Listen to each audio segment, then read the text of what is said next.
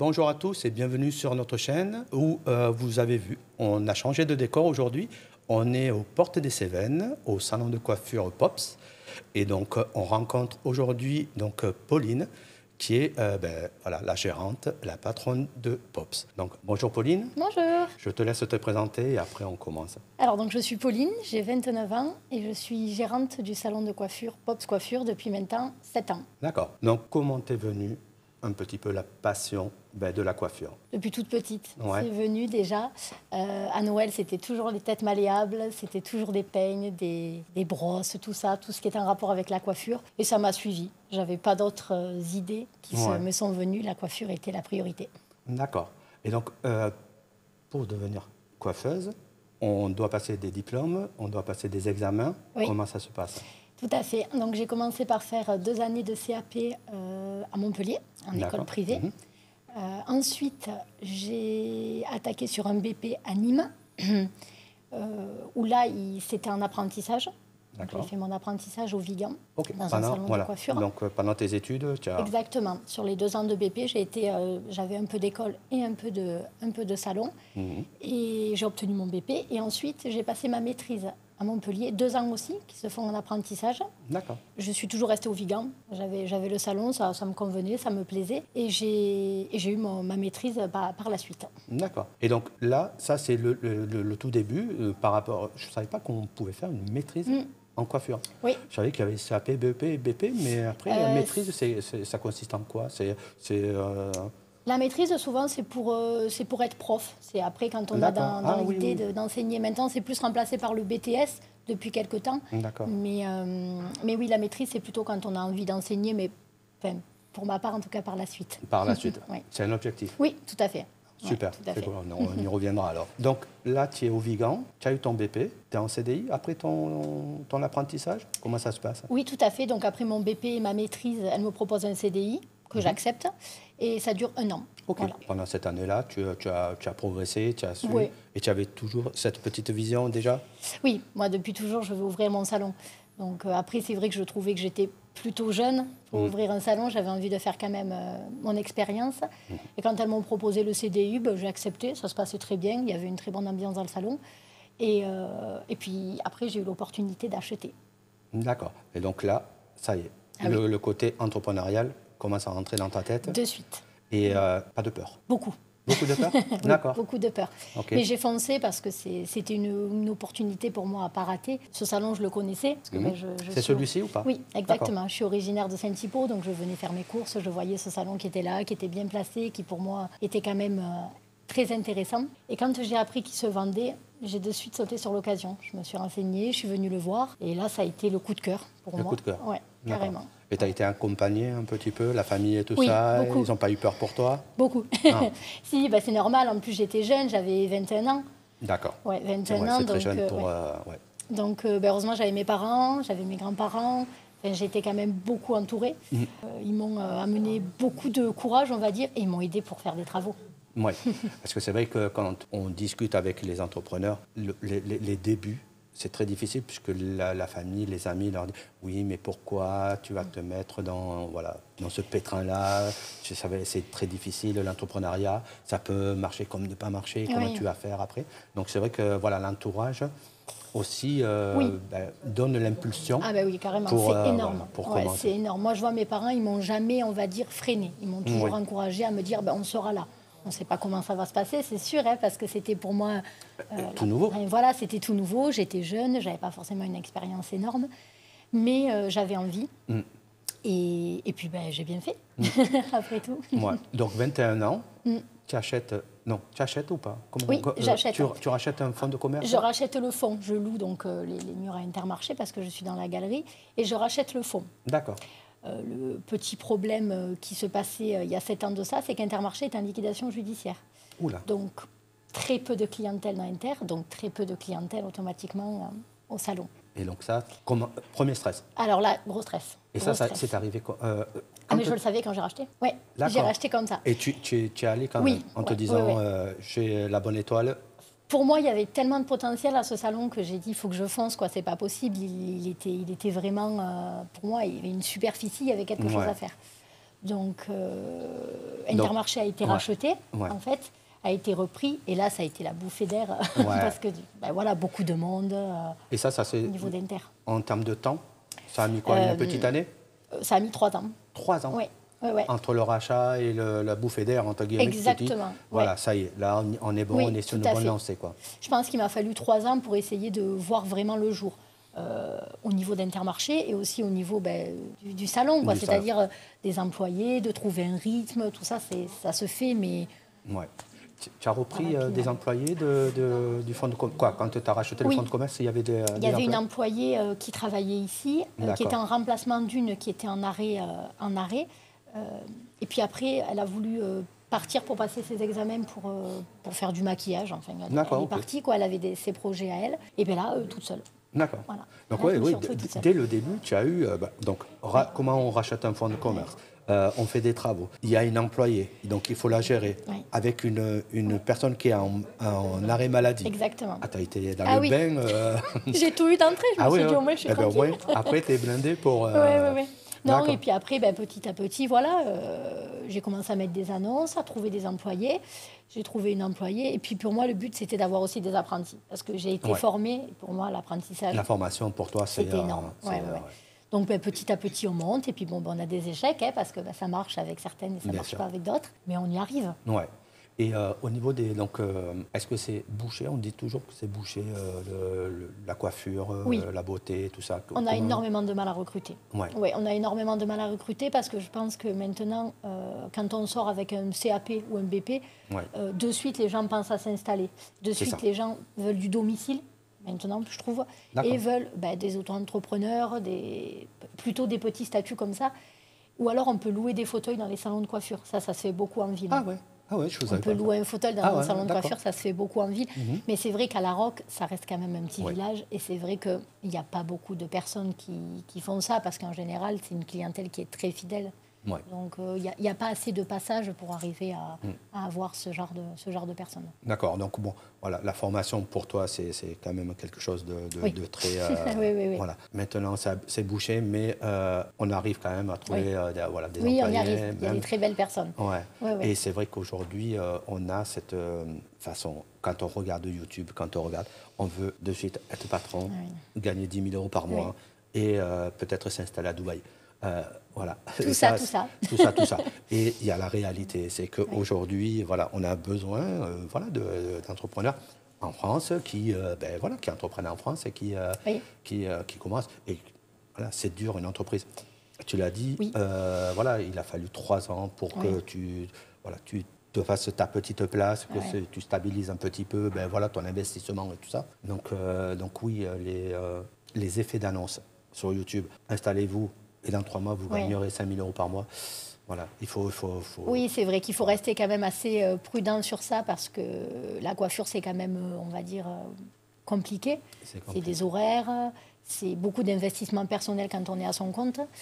Et c'est vrai que je trouve qu'on fait beaucoup rêver les gens. Et malheureusement, après, il faut reprendre le dessus. Donc, il y a énormément de nouvelles techniques, il y a de nouveaux produits, il y a plein de belles choses à faire en coiffure. Mais il y a beaucoup de boulot aussi. En parlant d'évolution dans la coiffure, c'est vrai qu'on peut se dire, attends, on va faire des coupes toute ma vie et tout ça, couper des cheveux ou faire des couleurs. Il y a quand même cet engouement. On est de retour. On a eu un petit problème de disque dur et de son. Donc donc on reprend les enregistrements. Donc Pauline, on revient sur les techniques, l'évolution de la coiffure depuis ces 10-20 dernières années. On voit que la coiffure a évolué, les techniques ont évolué, les produits ont évolué. Qu'est-ce que tu peux nous dire un petit peu de l'évolution Alors oui, c'est sûr que les produits sont beaucoup moins chimiques, agressifs pour le cheveu. Ça, c'est quand même du positif, même pour les coiffeurs, fatalement, comme on les travaille toute la journée. L'ammoniac est toujours présent, mais quand même de façon moins agressive. On tire plus sur des choses plus naturelles maintenant. On peut l'enlever, l'ammoniac? Est-ce qu'un jour, on pourra se... Je pense qu'ils trouveront. Donc, ce sera un dérivé, mais je pense qu'on arrivera. On fait déjà des couleurs sans ammoniac, donc il y a des couleurs végétales. D'accord, déjà. Donc, c'est vrai que le problème, c'est que ça touche qu'une partie des gens parce que ça ne peut pas s'adapter à tout le monde. Mais oui, les progrès sont déjà là. Après, en termes de technique, l'évolution, elle est importante aussi. Des nouvelles techniques de couleurs, de mèches, de reflets, de mise en lumière, de gloss, de brillance. Enfin, tout ça, c'est des choses qui sont au goût du jour. Surtout pour les techniques de décoloration, tout ce qui est mèche, ombré. On va plus sur des choses naturelles, fondues avec la base par rapport à avant, où c'était des choses très marquées. Et on commence à être des techniciennes, quoi. Quand on arrive à travailler des dégradés, des couleurs, des nuances qui font que hier, on ne pouvait pas le faire. Aujourd'hui, on arrive quand même à travailler le cheveu dans le respect du cheveu. Hein, on a les clés, vraiment, oui. C'est les formations déjà qui sont très importantes pour les méthodes et puis les produits qui ont évolué, qui permettent en fait de plus ou moins décolorer le cheveu, l'éclaircir ou justement après le fondre avec le reste. Donc oui, je trouve que les formations pour ça ont été importantes parce qu'on a vraiment vu l'évolution et les nouvelles techniques et les gens sont en demande. Et ils sont en demande.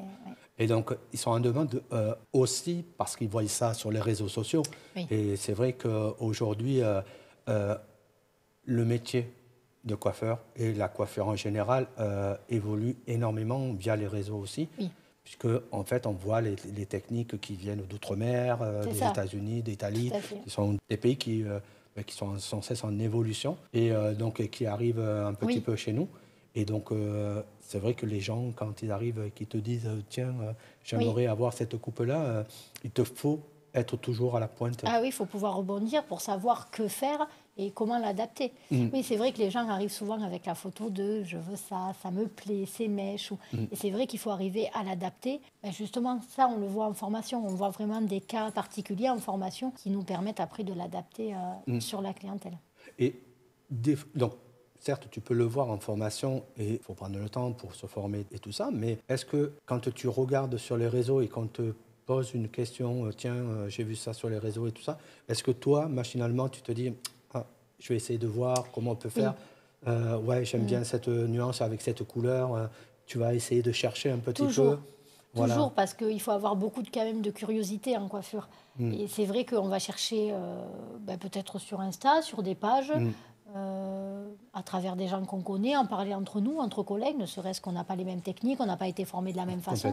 Donc c'est vrai que l'échange est important, mais oui, toujours, dès que je ne sais pas quelque chose, ou on va dire, on ne sait pas tout, on n'est jamais... mais c'est vrai de pouvoir le rechercher et justement approfondir ça pour la cliente aussi, quoi. Tout à fait. Et ne pas attendre la formation, parce que les formations, on n'est pas en formation toutes les 2 semaines. Non, on peut pas. Donc, déjà, on ne peut pas partir en formation tout le temps. Je veux dire, ça ne serait pas possible, parce que en termes d'organisation du salon, ça ne serait pas possible. Donc oui, c'est vrai qu'il faut arriver après à trouver les clés, pour essayer de le faire et d'être à la pointe et que les gens se disent « Ah ben... » Et puis on est plus à l'aise en plus. Voilà, on vient chez Pops, ils sont toujours à la pointe, ils connaissent le dernier balayage à la mode, le dernier dégradé, la dernière couleur. Tu sais comment faire et tout ça. Je pense que les gens l'apprécient. L'apprécient, oui. Je vais revenir un petit peu par rapport au réseau. C'est vrai qu'on a parlé avec un invité précédent qui, lui, est barbeur et donc il fait que le côté masculin. On parlait de dégradés. Et il y avait un formateur sur une vidéo, je ne sais pas si c'est sur YouTube ou Instagram, peu importe, et qui disait à ses élèves de ne pas regarder en fait les réseaux au niveau des dégradés, puisque c'est des dégradés parfaits, c'est des dégradés instagrammables, parce qu'il y a une technique derrière pour faire ce beau dégradé, pas une technique du fait du coup de main, mais de mettre un petit peu de poudre pour que le dégradé il paraisse plus joli. Donc toi ça t'est arrivé aussi à tes oreilles de dire voilà, c'est ces dégradés là. C'est vrai que j'ai entendu cette histoire passer. Maintenant, les jeunes sont très réseaux, donc ils regardent automatiquement, ils se fient de suite. Oh, j'aimerais faire comme ça, j'aimerais être comme ça. Et c'est vrai que c'est toujours différent entre la réalité et quand on prend une photo. Souvent, ils prennent des photos, c'est au moment même, le flash, la lumière. La lumière et tout ça, c'est vrai. Tout ça, ça y joue beaucoup. Donc, il ne faut pas non plus tout croire dans les réseaux. Voilà, il faut essayer de se faire un peu sa place et de se créer un peu aussi ses propres, on va dire, images, ses propres contenus, quoi. Tout à fait. Et c'est vrai que moi, j'ai vu que donc, dans ton salon, tu avais un mur avec une ring light pour faire de belles photos. Et c'est vrai que c'est très important aussi, via les réseaux, de faire de belles photos pour mettre en valeur un petit peu ton travail. et ça donne envie à ta clientèle de se dire, ah ben tiens, c'est vrai que cette couleur, elle peut être bien pour moi. Ou...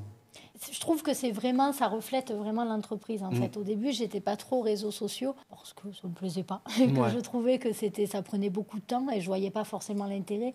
Et là, je vois vraiment l'intérêt, déjà la retombée, parce que quand les gens arrivent et qu'ils disent je vous ai vu sur Insta et tout ça, déjà ça fait plaisir.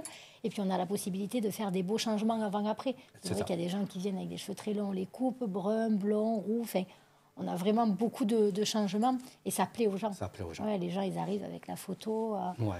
Et c'est bien. Ils ont dit, on vous a vu sur les réseaux. Donc ça veut dire que la com marche. Voilà, la com marche. Par rapport à ça, c'est vrai que si des personnes viennent et que la coupe qui te montrent sur le téléphone ne va pas leur correspondre, donc quand on appelle ça des coiffeurs visagistes. Tu peux nous en parler un petit peu de ce côté coiffeur visagiste? Est-ce qu'il y a une formation? Est-ce que c'est inné? Est-ce que c'est de l'expérience? Alors, l'expérience, c'est sûr que ça y joue beaucoup. La formation, elle est quand même, pour la plupart des coiffeurs, quand même en formation BP, on vous donne un peu de cours de visagisme, parce que c'est important quand même pour la clientèle. Après, oui, il y a une formation en plus qui est courte, mais qui met vraiment c'est de la pure théorie, quoi. Voilà. Avec visage, des cas pratiques. Voilà, avec des cas pratiques. Un visage rond doit porter plutôt ça, un visage plutôt carré. Voilà, c'est vraiment de la théorie. Après, il faut toujours le prendre à un degré. Tout à fait. Et après, avoir son œil. Voilà, parce que ça dépend de la cliente. Et puis, voilà, c'est un dialogue aussi. Si la cliente, elle arrive et qu'elle vous dit « je veux absolument ça », voilà, je vais lui conseiller. Si elle ne veut pas, on ne va pas non plus. Voilà, elle est là. Le but, c'est qu'elle repart contente de ce qu'elle a. Tout à fait. En plus de ça, donc toi, dans ton salon, je vois que tu as des produits que tu mets donc à la vente, parce que c'est quand même une demande de la clientèle. Et de ça, tu t'es dit, pourquoi pas faire mes propres produits? C'est ça. Et donc, tu peux nous raconter un petit peu ton aventure à ce sujet? Alors, j'ai commencé avec tout un tas de produits un peu qui plaisaient aux gens. Je ne savais pas trop vers où me diriger. Et je suis allée au Mondial de la coiffure. J'ai rencontré des personnes qui créaient en fait les marques pour les gens, entre guillemets. Donc je me suis lancée dans l'aventure. Et depuis, j'ai ma gamme de coiffure. Donc ça tend plus vers des choses naturelles. D'accord. Ça, pour moi, c'était important parce que ça reflète. Tu l'as construit de A à Z. On construit vraiment tout, du packaging jusqu'après à l'ingrédient que vous voulez mettre. Vous avez tout. Une gamme de produits, donc ça va des coiffants jusqu'au shampoing, vous avez vraiment toute une gamme. Et puis justement, là vous pouvez écrémer plus facilement parce que c'est vraiment votre gamme. Donc ça, je trouve que c'est vraiment un plus d'avoir sa propre gamme. À ton image. Ça permet déjà de se différencier et puis on fait vraiment ce qu'on aime. Ça, c'est vraiment bien par rapport à une gamme que vous achetez qui est très bien. Non, bien sûr. Mais voilà, ça ne reflètera jamais exactement ce que vous êtes, quoi. C'est vrai que quand on est coiffeur, qu'on utilise des produits, même tout autre entre guillemets, métier, quand on a la possibilité de se dire, moi je sais que tel produit, et telle formulation marche mieux que l'autre, de se faire son propre produit, c'est le Graal. Ah oui, non, c'est vrai que pour moi, c'est super important. Je suis vraiment contente d'être tombée sur ces personnes-là parce que ça m'a apporté beaucoup, d'où la marque, quoi. Aujourd'hui, ton salon, il est installé, ça fait 7 ans, tu nous as raconté. Donc, voilà, tu es posé, il marche bien. Est-ce que tu as pensé un petit peu à faire des petits bébés à ce salon, de dire, comme il marche bien, je le duplique dans une autre ville et tout ça? Est-ce que tu as pensé On y pense parce que quand on arrive à se stabiliser un peu, on arrive à un stade où on se dit qu'est-ce qu'on fait maintenant. J'y ai pensé. Après, c'est beaucoup de boulot. Déjà, pour arriver où j'en suis arrivée là, c'était beaucoup de boulot.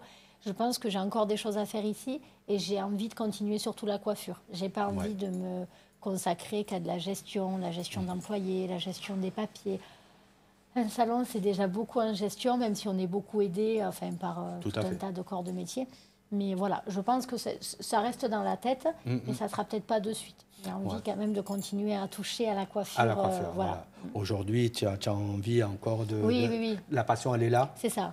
plus pour le métier Oui. que pour le côté entrepreneurial. Oui, voilà. L'entrepreneurial, c'est très, très, très prenant. Et mine de rien, un salon, c'est beaucoup. Je pense que plus on en a, automatiquement, plus c'est de la gestion. Et ça fait des problématiques. Voilà, c'est ça. Et les recherches de personnel, il y a tout un tas de choses qui rentrent en compte. Donc, pour l'instant, je vais rester encore ici, me focaliser là-dessus, essayer de voir s'il y a des choses à amener. Et puis, pourquoi pas. Et donc, ton salon, les petits plus de ton salon que tu pourrais mettre en avant, alors, ça serait je dirais les bacs maçons. C'est vraiment les choses qui nous disent que c'est vraiment bien. Donc, il salon GIMAS, donc c'est vraiment un moment de détente qui est sympa. La gamme de produits, ça c'est vraiment quelque chose de sympa aussi. L'équipe. Parce que voilà, on est quand même... je suis la plus vieille, j'ai 29 ans, donc on est quand même plutôt jeune. On se forme très souvent, on apporte très souvent notre touche, on discute beaucoup et puis c'est une bonne ambiance. Donc je trouve que voilà, tout ça, ça met... Ça contribue à la... Et tu peux nous parler un petit peu de ton équipe? Donc elle est constituée de combien de personnes? Alors à quel niveau on est 5 en tout. Donc il y a Carla qui est en apprentissage BP et qui maintenant est en CDI. D'accord. Ensuite, il y a Sandrine qui est là depuis 4 ans, qui est en CDI. Il y a Lindsay qui est en apprentissage BP. Et Kélis qui est en apprentissage CAP qui fait principalement que les hommes. Que les hommes. Donc oui, on ne l'a peut-être pas dit, mais donc toi, tu es un salon mixte. Oui. Donc tu as pris l'option, entre guillemets, puisque il y en a pas mal qui font que des salons féminins et d'autres masculins. Toi, tu as toujours aimé les deux. Oui. Que ce soit la coupe homme ou la coupe... le côté féminin avec les couleurs, Oui, c'est vrai que j'ai toujours, d'entrée, quand j'ai repris le salon, le monsieur faisait que les hommes. Il y avait une grosse clientèle homme qui est restée.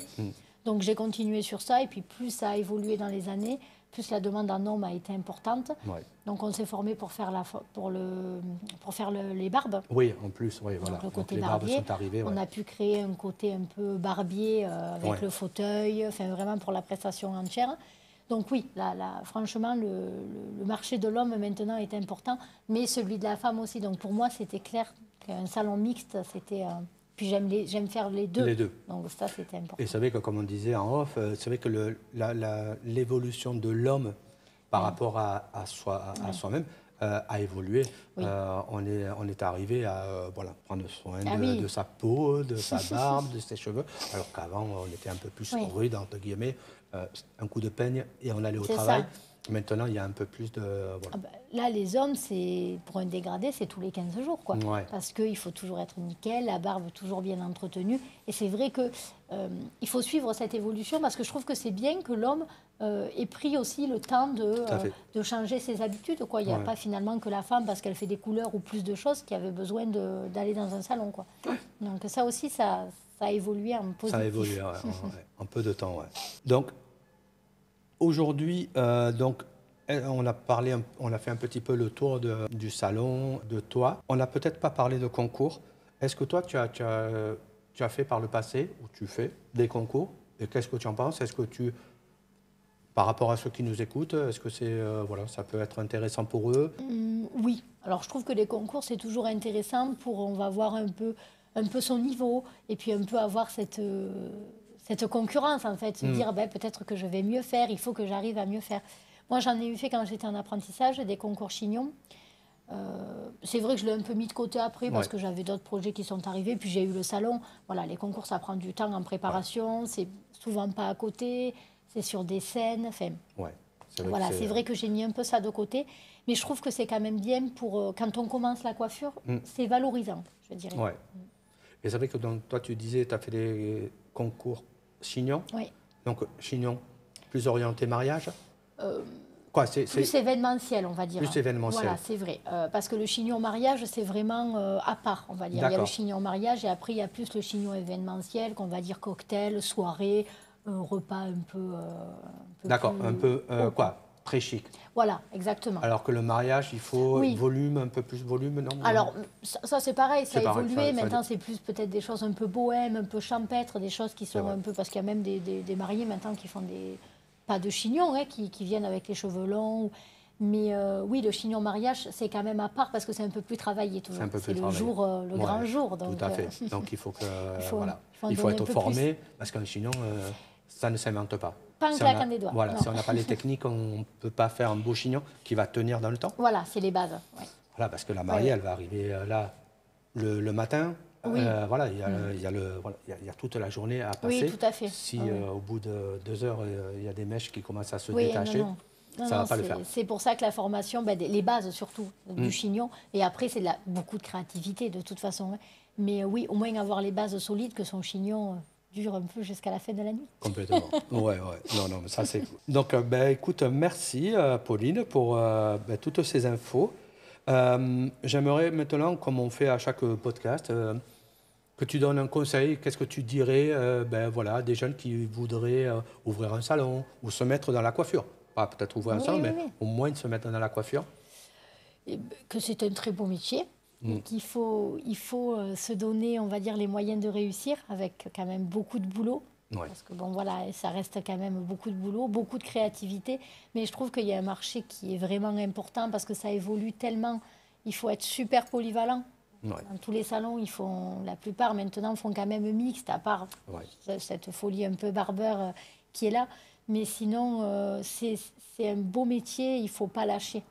Et qui évolue. C'est pour ça qu'il voilà. C'est pas un vieux métier, c'est un métier qui est en perpétuelle évolution. Tout le temps, avec les nouveaux produits, les nouvelles donc ça techniques. motive. Ah oui, ça donne à chaque fois un bol d'air à chaque technique.